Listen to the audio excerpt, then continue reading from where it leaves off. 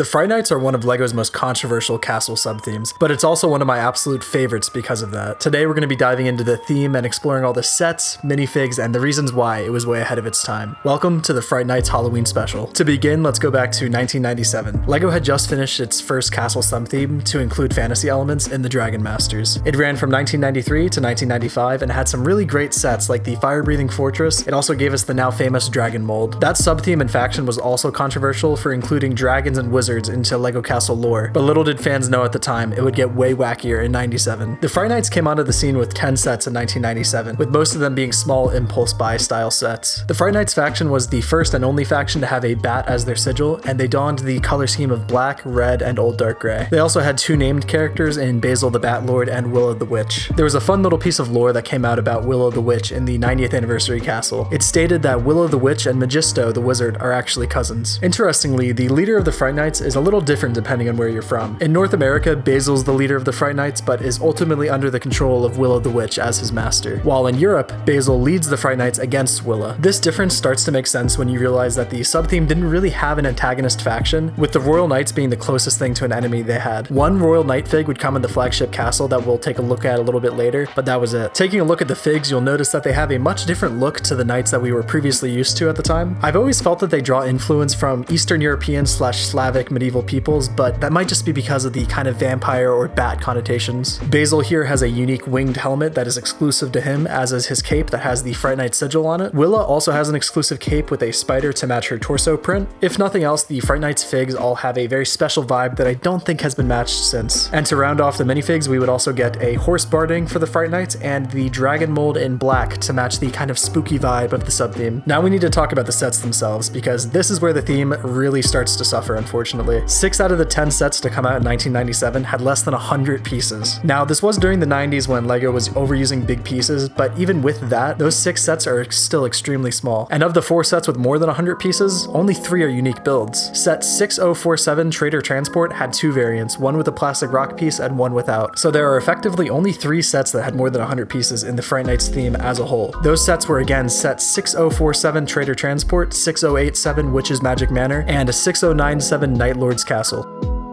Quickly, I want to take a look at the 6 smaller sets. Sets 2848, 2872, 6004, and 6007 were all 1 fig sets that had very small builds. These sets are equivalent to your modern day polybag that would have cost about $5. In my opinion, the best of these sets is set 6004, the crossbow cart. It included a Fright Night soldier with a spear and a small cart with 2 shields and 3 crossbows. This would be a great little army builder at the time, and I would love if LEGO made a modern castle polybag just like this. No complaints here for such a small set. Sets 2848 and 2872 were released from what I understand as promotional sets, so I guess I'll give them a bit of a pass in this case, but they're still both very lacking and include 2 minifigs that would come in better sets. Set 6007 simply includes Basil the Bat Lord and a dragon and nothing else. I have nothing really to say about this set because there's nothing really here to critique. Our first build of any substance is set 6027 the Bat Lord's Catapult, which is a simple horse-drawn cart / catapult combo build. Again, its building techniques are really simple, which will remain a trend for the rest of the sets in this theme, but I think it's decent. The next set is 6037 Witch's Windship,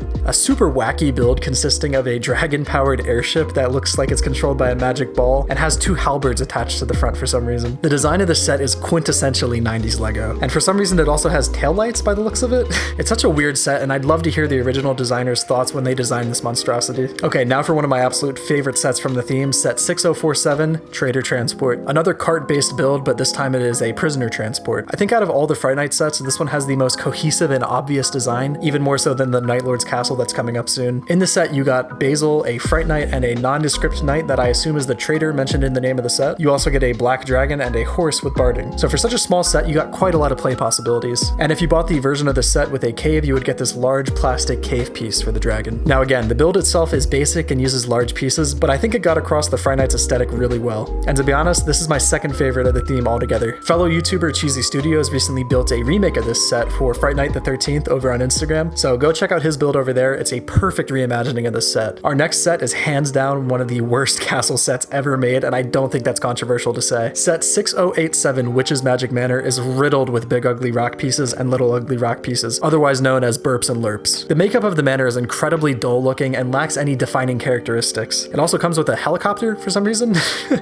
Again, controlled with a magic ball, similar to the Witch's Wind Ship. This set is a complete mess in my opinion. There's one redeeming quality, and it's play feature that lets you drop a boulder onto a Dark Forestman minifigure, but other than that, there's just nothing going on for this set. If I ever make a top 10 worst castle sets of all time, this will definitely be on the list without any doubts. Moving on to set 6097, the Night Lord's Castle. The castle has a super imposing presence that is again unfortunately made up of a lot of large pieces, but I think it really works here to kind of get that height that was needed for the set. 8 minifigures are included in the set, with Basil and Willa both being in the same set for the first time together. You also got a horse with barding and a dragon as well. We also finally got the cloth Fright Knight's flag for the first and only time. So you pretty much got everything you could want from a castle theme in this set minifigure wise. Now the set doesn't really hold up today obviously, but I think compared to the other sets available at the time, I think this is a really solid castle set. Yeah, it's really blocky and rudimentary compared to some of the sets that we would have gotten in the 70s and 80s, but its height kind of makes up for that in my opinion. If you were a kid in 1997, this set was the Fright Night set to get. Moving on into 1998, we got a few more sets, but they were all small impulse buy sets again, so there weren't any noteworthy builds for us to talk about here unfortunately. So that main wave in 1997 was the main,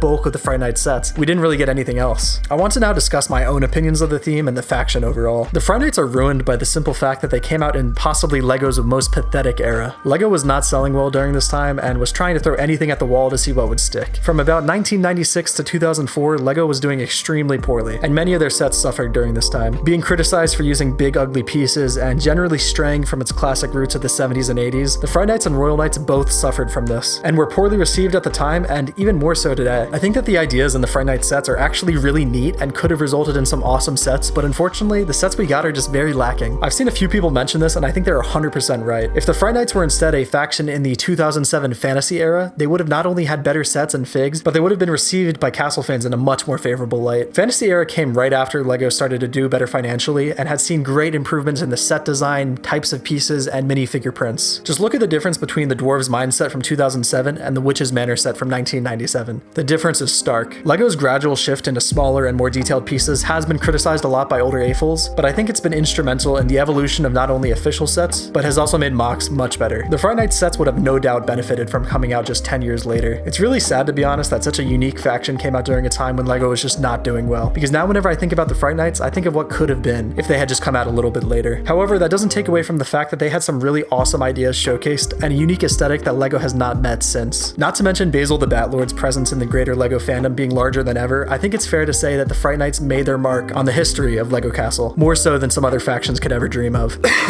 Royal Knights. I don't know how likely it is that we'll see a remake of the Fright Nights, but I think the Traitor's transport would be a good candidate for a gift with purchase. The size of the original set would be about equal to the Forestman's remake and the Magisto remake, so I could see it being a great option for them to make. The Fright Nights minifigs would look incredible with modern printing, and more than anything, I'd love to see a modern Basil remake with a cool new spin on that classic helmet. We of course got the Fright Night remake in 2019 and a small homage in 2016's Frightening Night, but both of these CMF figs stray far away from the original Knights and are kind of more of their own thing in my opinion. To round off the video, I want to talk a little bit about my own history with the Fright Nights. I took a small break from LEGO from 2020 to early 2022, getting back into the hobby in January 2022. I bought a bulk lot of 90s LEGO from a yard sale. In this bulk lot, I found a ton of Fright Night minifigures and the pieces to a few of the sets. And to make my money back from the lot, I sold all the figs. Here's a picture of the lot that I sold. Now I did get a decent price for it, but man do I regret selling those figs. I wasn't into LEGO Castle at the time, so I didn't really care, but man, I really wish I still had those figures. If you'd like to see me take a crack at remaking a Fright Night set, or even potentially a modern Fright Night battle pack, please let me know in the comments below. All glory to Basil the Batlord, and I hope you have a happy Halloween. Thank you for watching.